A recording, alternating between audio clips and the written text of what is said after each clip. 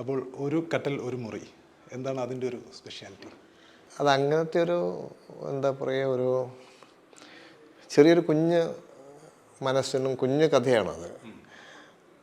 ഒരു വലിയ മനസ്സിലൊരു കുഞ്ഞു കഥ, അത്രയേ ഉള്ളൂ അതിൻ്റെ ഒരു കഥ എന്ന് പറയുന്നത്. ഒരു കട്ടിൽ ഒരു മുറി. സാധാരണ മുറിയാണ് ആദ്യം ഇമ്പോർട്ടൻസ് കൊടുക്കുക, പക്ഷെ ഇതിൽ കട്ടിലിനാണ് പ്രാധാന്യം. കട്ടിലാണ് ആ മുറിയുടെ മനസ്സ് എന്ന് വേണമെങ്കിൽ പറയാം.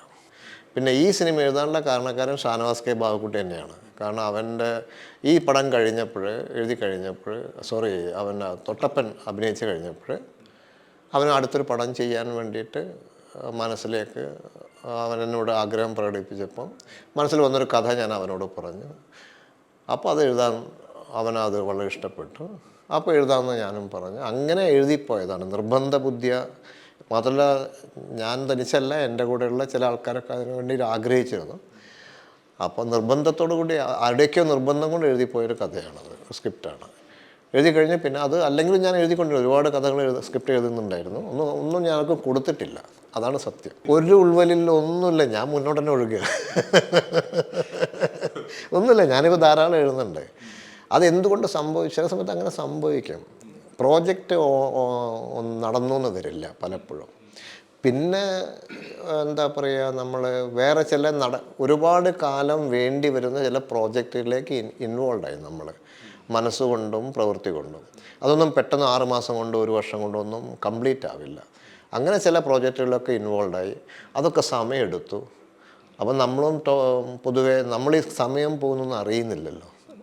കുറേ കഴിയുമ്പോഴാണ് പെട്ടെന്ന്, ഇപ്പം ശരിക്കും പറയണമെങ്കിൽ ഇത്രയും വർഷമായിട്ട് ഞാൻ സിനിമ ഒന്നും എഴുതിയിട്ടില്ല എന്നുള്ളത് ഞാൻ അറിയുന്നത് ബാക്കിയുള്ളവർ പറയുമ്പോഴാണ്.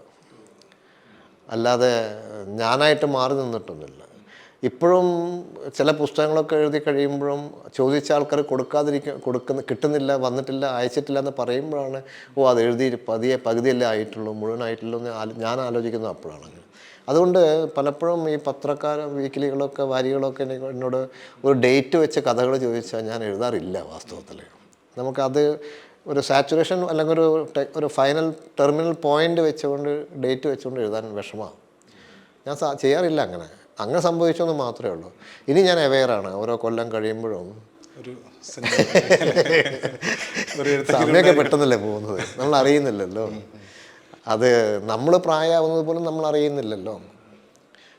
ഞാൻ അറിയാറില്ല. മക്കൾ വലുതാവുന്നുണ്ട്, പക്ഷേ ചുറ്റുമുള്ളവരും അത് പ്രായം കൂടുന്നുണ്ട്, നമ്മൾ അറിയുന്നില്ല. ഒന്നും അറിയുന്നില്ല വാസ്തവത്തിൽ. അത്രയേ ഉള്ളൂ. അത് യൂഷ്വലി സംഭവിച്ചാണ്, അല്ലാണ്ട് സാച്ചുറേഷനോ അങ്ങനത്തെ ഒന്നുമില്ല, ഒരു ചുക്കുമില്ല.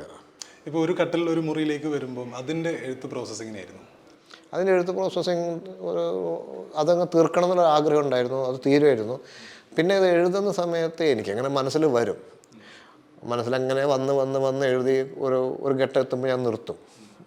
പിന്നീട് വീണ്ടും അതിലേക്ക് തന്നെ വീണ്ടും മനസ്സ് പോകുമ്പോഴാണ് വീണ്ടും എഴുതുന്നത്. നമ്മൾ ഈ ഉറവ പൊട്ടുന്നത് പോലെയാണ്.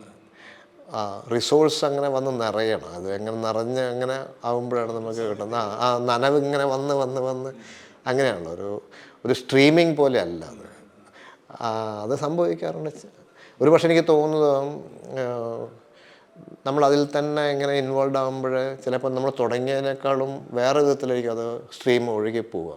അങ്ങനെ സംഭവിക്കുക. ഒരു പ്ലാൻ വെച്ച് 1, 2, 3 പറഞ്ഞിട്ട് നമുക്ക് എഴുതാൻ പറ്റില്ല. എനിക്ക് എഴുതാൻ പറ്റില്ല.